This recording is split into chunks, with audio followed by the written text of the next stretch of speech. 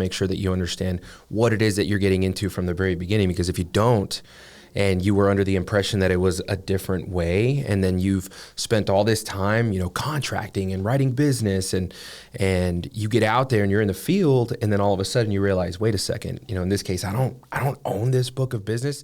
Don't give up your money, and don't give up your vesting. Like, don't give up your ability to go from one FMO to the other. And I don't think, the last thing that I think is that there should be an agent that jumps around from one to the other. But if they're not giving you, and they're not meeting you and giving you what they promised you, you should be able to move along.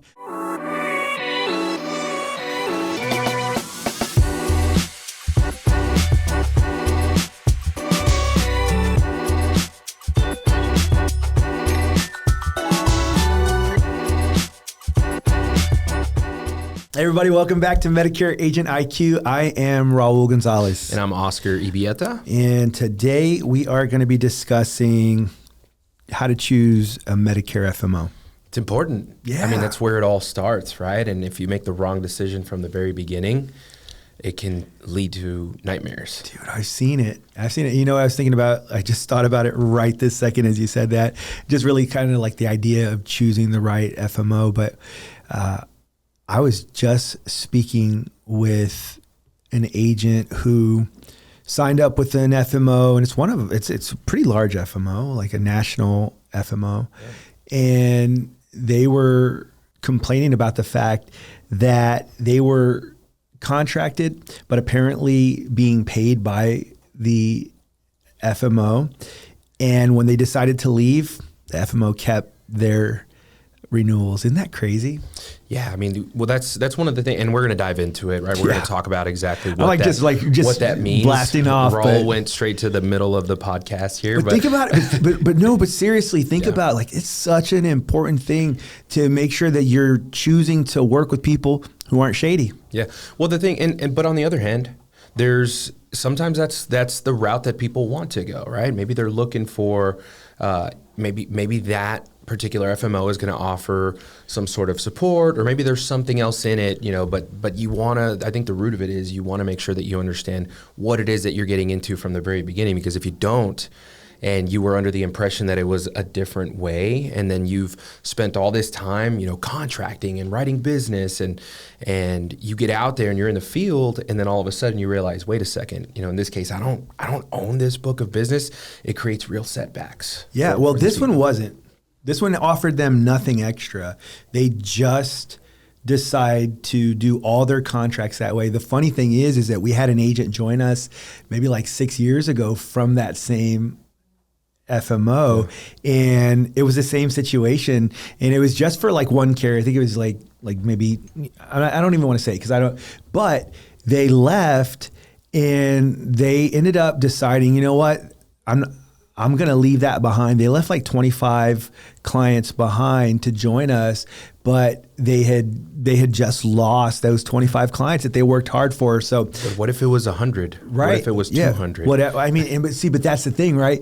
If it was 100, if it was 200, you're not leaving. Yeah. And they've got you locked in. So that's why you got to make sure that you're choosing who to work with and making sure that you're connecting with the right people with good ethics, people that, with integrity, because if that time comes when push comes to shove and they decide that they're just going to keep your money, that's a problem. Yeah. They've got you and they're not going to let you leave. Yeah. But yeah, there are some that maybe pay you a little bit less, but maybe they provide leads or they reinvest it into you.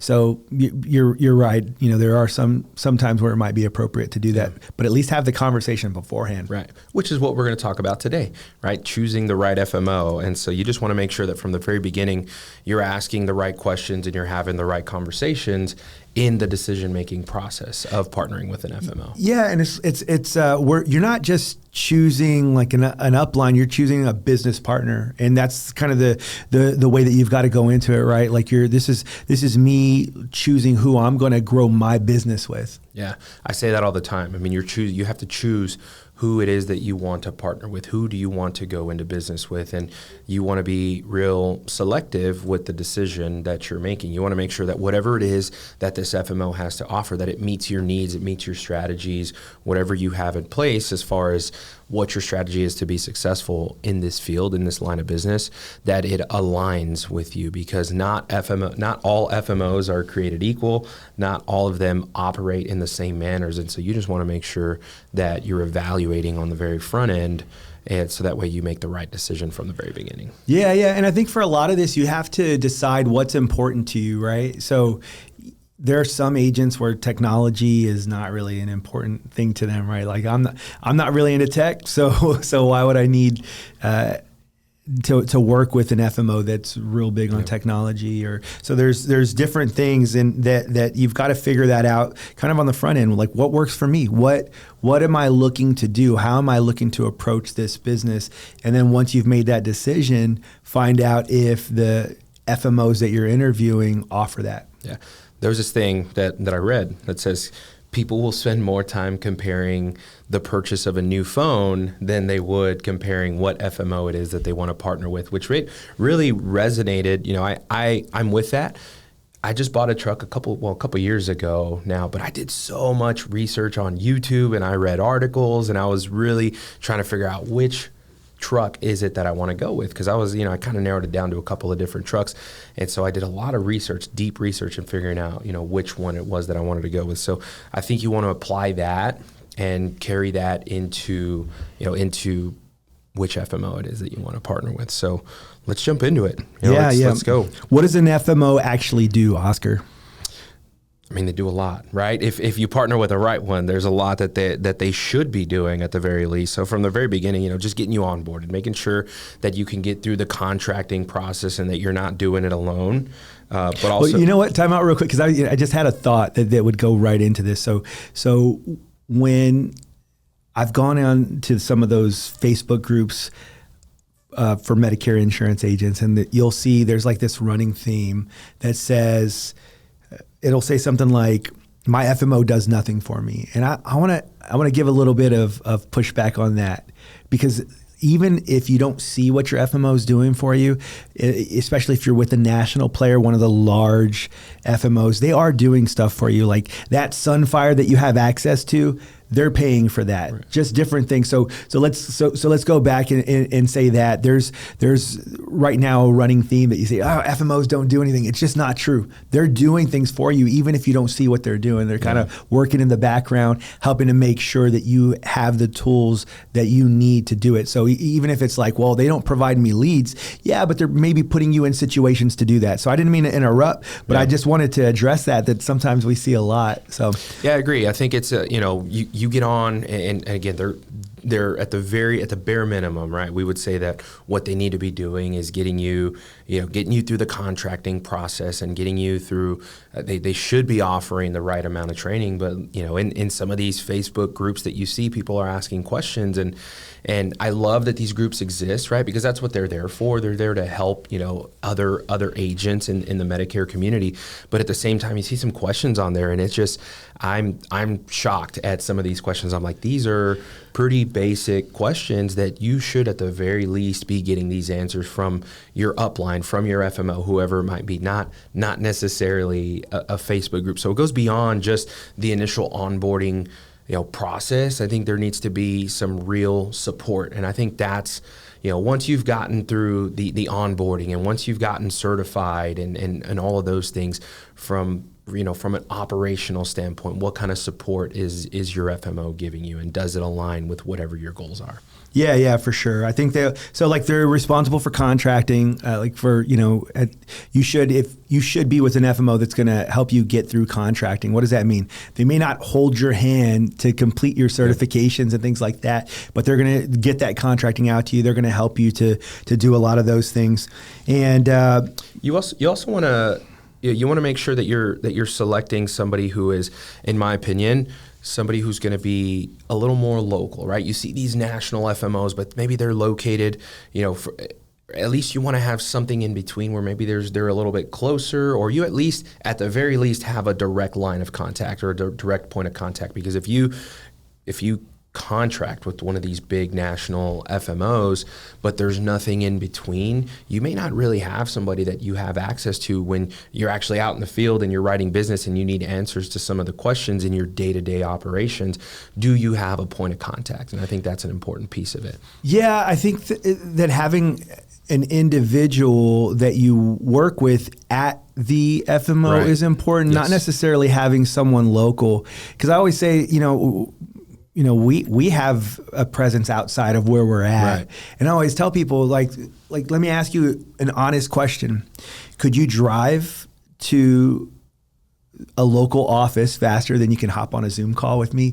Right. So it's this idea where we could still serve people, but it's so the bigger question of, rather than having like a smaller, like there's some that will have someone that will be there to answer your questions. But a lot of times these national marketing agencies, and I don't want to call anybody by name, but a lot of times you're right, they don't have someone that is going to answer those basic questions. And I used to be, when we first started our agency, I remember that they would even connect us with agents that were that they needed a little bit more support, a little bit more hand-holding. Mm-hmm. So a lot of these major and these large FMOs will end up saying, you know what, maybe if you're brand new in this business, maybe you do need someone local or someone smaller. But not to your point, right? They don't necessarily need to be local, but at the very least, a direct point of contact, someone that they're a phone call away to help you with whatever it is that you're needing help with. So exactly. What's it besides? So there's we use the term FMO kind of like a blanket, and so it used to be back.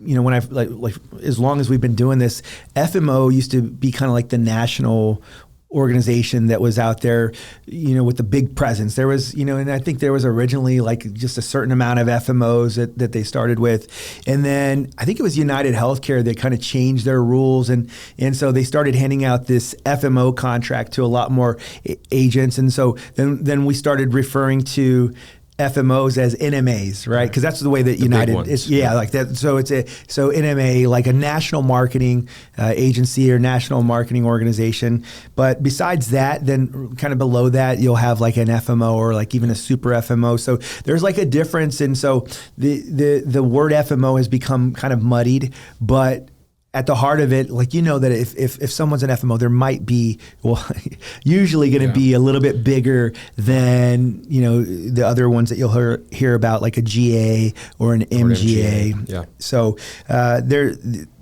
there's talk I hear that they might have more layers coming in at some point, because it does make sense, right? Like there's, if you have like 15 agents, you probably shouldn't be an FMO, right? But there's exceptions and exceptions and exceptions that sometimes get made. But you might hear that. So or the word upline, right? So GA, MGA, upline, FMO, NMA. These are all these acronyms that we end up using. But those are different words that we could use for it. So a strong FMO should make it easier to sell compliantly and to sell consistently. And I think that's a huge part of what they should be doing. They should be helping you and making sure that you're getting to where you need to be. Yeah.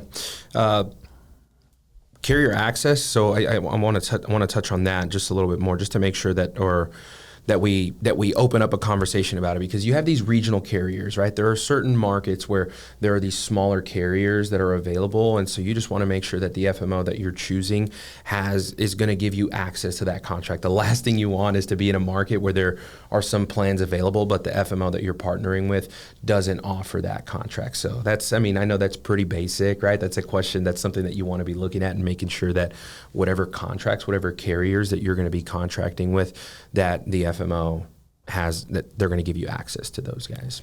I wonder also if there's space to be with two FMOs. That's a question that comes up to us a lot of times. And so my gut tells me, just being in this industry as long as I have, that it's not a good idea. Like, I look a lot more valuable to my national agency if I have everything with them. Right. So like if I had, I have, these 2 carriers over here, these 3 carriers over here, I'm not as valuable to them. So maybe they're going to do a lot less for me. However, I will say that sometimes these really big ones don't have those, smaller, more regional carriers that, out in California, there's a carrier called Alignment and one called Scan, right? They actually, like, depending on in certain parts of California, they have a good market share. And so you might be working with a national FMO that doesn't have those carriers yet, if they do. So there might be some space to work with more than one. But I would say if you can, try to get someone that's working with all the at least all the major carriers, right? I think that there may be space, but I would say one of the questions that the answer to that is try to keep as many with that Absolutely. one large. Well, put your business hat on, right? Yeah. Think like a business person here, and if to your point, are you more valuable if you have 5 carriers, but those 5 carriers are contracted with 5 different FMOs? Or are you more valuable to that FMO if you put all 5 of those carriers with one single FMO? You're definitely going to be more valuable to the FMO that way than if you start to spread out your contracts. So I think a word to the wise here is, if possible, try and keep your contracts in one place, because it's only going to help your relationship and the support that you're going to get from the FMO, as opposed to having those contracts spread out.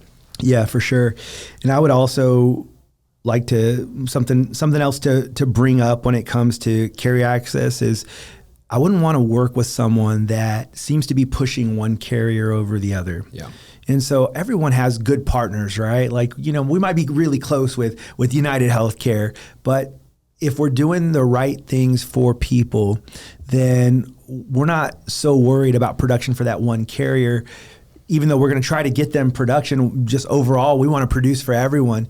But I like this idea where I sit with a client and I get to know what's important to them, and I prioritize that. So if I'm looking for a home and I own an FMO and I'm looking for a national FMO to partner with, or if I'm just an agent that's looking to contract with someone, I want to make sure that I'm not going to be with anyone that's going to try to say, hey, look, I need more of this. I need more from this one carrier, because then I'm not able to serve my clients best. So just something to think about. Yeah, and obviously there are certain markets where some plans will dominate over others, but at the root of it, you want to be able to sit down with people and say, hey, look, you want to be able to shop and look at all options and really figure out who the right carrier is going to be for that individual. Yeah. The next thing to think about, and so actually I think we jumped ahead, but these are the 6 must-haves in a good Medicare FMO, some 6 things. So that was the first, is good carrier access. Yep. The second one is clear compensation investing, which I kind of, again, jumped ahead of, because it's such a big thing.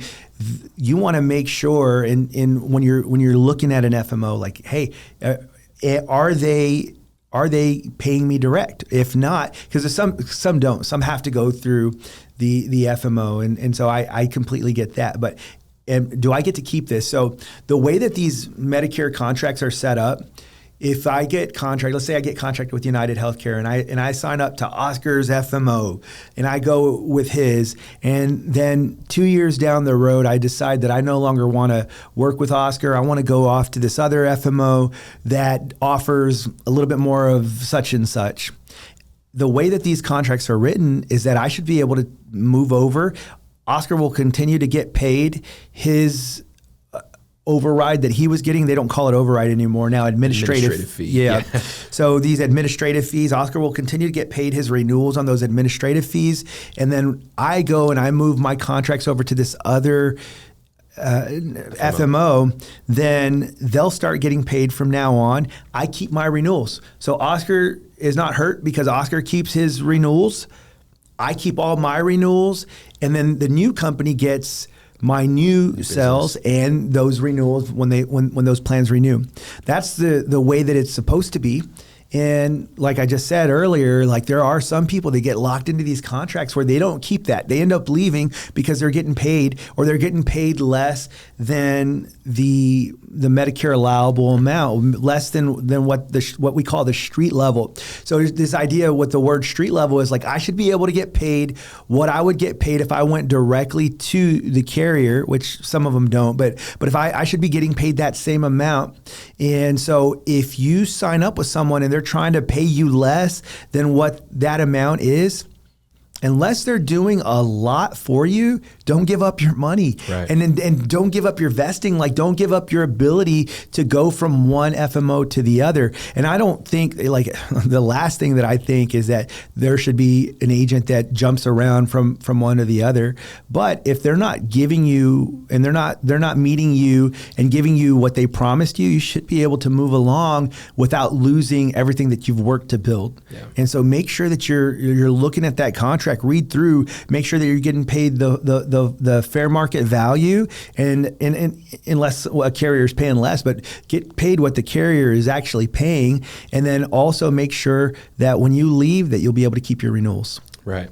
So compensation, right? the CMS has the allowable amount. So you can't be compensated any more than that, but there are situations where you'll see FMOs where they will compensate less, and that's usually kind of a red flag, if you will, that's an indicator to, okay, there's a chance here that I don't own this book of business, so if I do decide to part ways, this book doesn't go with me. So these are questions that you want to make sure that you're asking, because the last thing you want is to be handcuffed, right? You start up and you've built this book of business of 200 clients, 300 clients, and now you decide that you realize I'm not getting all the support, or the support that I think I should be getting, and you decide that you want to make a change, you're going to have to be willing to say goodbye to that book of business that you've worked so hard to build. And it's hard to do that. And many times you end up not doing it, right? Right. So let's talk real quick about a written release policy. Yep. If I'm an agent and I'm asking you a question that says, hey, Oscar, tell me about your release policy. If I decide I no longer to work with you, if I no longer want to work with you, what are you going to tell me? And it doesn't really matter what you say. What I care about is what's written down. Show me somewhere that shows me what your release policy actually is.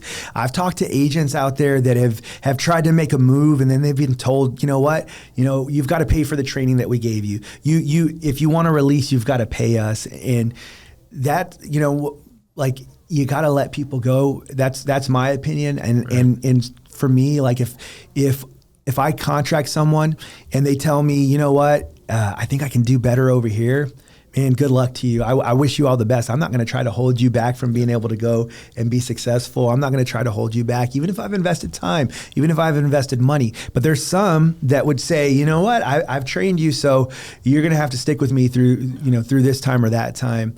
And I just want to caution any agent out there, know what their release policy looks like. Relationships break up, right? Yeah. Imagine being in a boyfriend-girlfriend relationship, and you'd be like, well, I would let you break up with me, but it's going to cost you some money to do that. That's exactly what that looks like. So you need to, or I just won't let you go. Sorry. Right. Sorry, we got to stay together for 3 more months. Like, no, that's not what a breakup is. Like, I want to move on here. And so we need to make sure that that you have that in writing.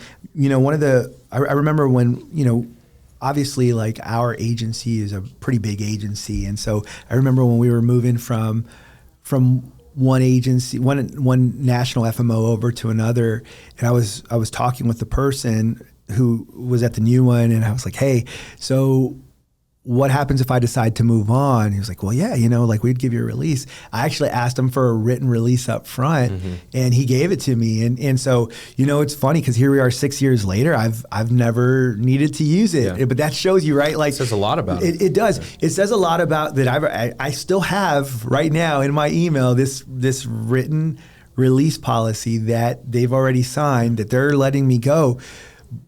That says a lot, because obviously, they knew, and he knew he's going to do a good job and he was going to earn our business, right? So that's what I'm looking for. If I'm looking for a partner, I want to see not someone who's like, well, yeah, you'd be able to go, but you might have to pay. Like, that's not what I'm looking for. Confident in their ability to, to be your partner from the FMO standpoint, right? Somebody, that boyfriend and girlfriend, right? Somebody's like, yeah, sure, but I know that I'm going to do a good job of this relationship here. And so you want to, at the same time, we want to do business with people who want to do business with us, right? If you're in an unhappy relationship, I mean, how is that going to go?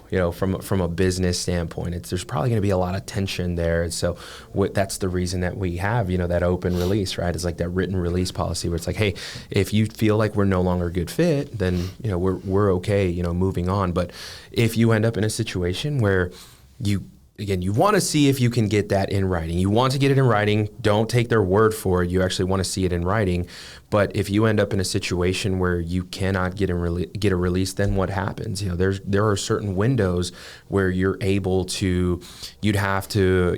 What's the term that they use? The notice of self-release. The intent of self-release, right? There's usually waiting periods associated with it. It's usually about 90 days, right? 3 months is what it's like. But then there are blackout periods. There are certain times where you're not allowed to move your contracts from, a certain time of the year to another time of the year. So you're going to have to wait to do that. And so it puts people in a tough situation when they're not able to get that, or they're having to wait to get that release. So if possible, you want to see what their release policy is, and if they're telling you that that they have an open release or they give immediate releases, make sure you get it in writing. Yeah, and something to think about, kind of just as we're going through all of these, is making sure that you're with an upline. It doesn't have to be FMO. It doesn't have to be like just whoever you're partnered with in your business, that they understand really the hierarchy of relationship, meaning who is here to serve who. And so, there's people out there that are in a position and they think of themselves like as the boss, right? We used to have an agent who was with us for a long time, and she used to refer to me as boss. And I'm like, I'm not the boss. Like, what are you talking about? I fully understand who works for who. Like, I work for you as the agent.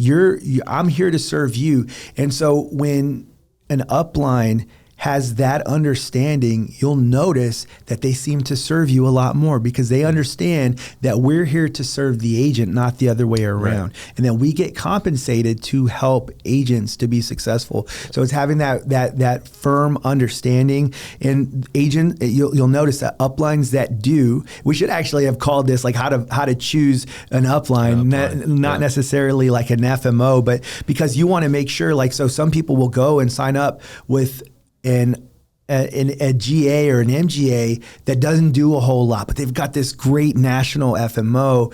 And so they're like, oh, well, I want to move. I wouldn't move away from this guy who does nothing, but I've got this great national FMO. So, but yeah, you've got to partner with people that actually have a real understanding of who is really the person in control in the relationship. Look at it this way, from an agent standpoint. As an agent, you work hard to build your book of business, and you're out there finding clients. You're getting clients. But when you get the client, you have to make sure that you do a good job of keeping your client. So you want to make sure that there's a good relationship with that client, whether it means you're answering the phone or whatever it is, you're servicing them when you need to be servicing them. Because if not, your client can easily go and sign up with somebody else, and you've lost that client. It's the same way, from an upline standpoint, from an FMO or GA, MGA standpoint, you are, the agent is the client to the upline. And so the upline needs to make sure that they're doing a good job of taking care of their agents, taking care of their clients, because if not, they can easily, they can go somewhere else and choose to partner somewhere else. So you want to make sure that the upline is servicing you and they're serving you, like you said. Yeah, for sure. The next one, number 4, is real training, not just contract help. And so I think there are so many agencies out there that they promise training and then there's nothing. It's crickets, right? And so what I would do is ask them about their training schedule outside. Like, how are you going to help me get where I'm going? So when you work in Medicare, or any insurance sales, you have to learn that there's a certain amount of self-starting that has to happen with Absolutely, you, yeah. right? I'm not like when I go out here, it's not like, oh, I thought you were going to help me get there. I thought like, I thought you were going to do my marketing for me, like get my leads. Well, I could do that for myself. Like you know, like this is you've got to start on your own also, and the most important thing, and I guess this is what I would be looking for if I was starting. The most important thing is training. Teach me how to do it.